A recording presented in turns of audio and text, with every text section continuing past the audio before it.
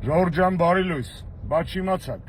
երբ Նիկոլ Փաշինյանը Եվրոպական պարլամենտի Ստրասբուրգյան շենքում ճոռոմաբանում էր Հայաստանի եվրոպական ապագայի և ԵՄ-ին անդամակցելու մասին, նա և եվրոպացի դեպուտատները այդ պահին շատ լավ գիտեին, որ կես ժամ հետո լինելու է մի կարևորագույն փաստաթղթի շուրջ քվեարկություն Եվրոպական պարլամենտում, որը կոչվում է Եվրոպական միության ընդլայնման ռազմավարություն։ Ես գտա այդ փաստաթուղթը։ Այդ փաստաթղթում ոչ մի խոսք չկա այն մասին, որ Հայաստանը ունի Եվրոպական միության անդամության հեռանկար։ Այնինչ Բալկանների, Մոլդովայի, Ուկրաինայի պարագայում դա գրված է մի քանի տեղ և պարզ տեքստով։ Մաքսիմում ինչ գրված Հայաստանի մասին այն է, որ նրանք ողջունում են այդ հիմար օրենքը ազգային ժողովում ընդունված ինտեգրման մասով և հույս ունեն, որ եթե ռեֆորմները շարունակվեն, խորանան և այլն, ապա ԵՄ-Հայաստան հարաբերությունները կթևակոխեն տրանսֆորմացիոն փուլ։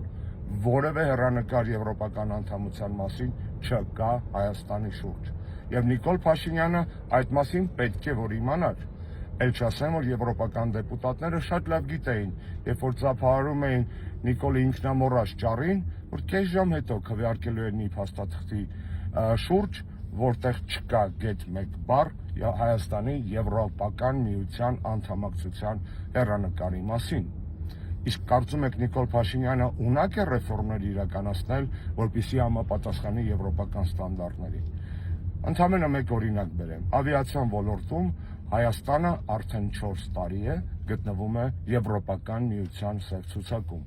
Ավելին, սև ցուցակում լինելու ժամկետը երկարացվել է մինչև 2030 թվական։ Սա ընդամենը մեկ ոլորտ է, ավիացիայի ոլորտ, որտեղ Նիկոլ Փաշինյանը 9 տարի չի կարողանալու, եթե մնա իհարկե անշուշտ այդքան իշխանության, Հայաստանը համապատասխանեցնել եվրոպական ստանդարտներին։ Դե հիմա պատկերացրեք տասնյակ, եթե ոչ հարյուրավոր այլ ոլորտներ։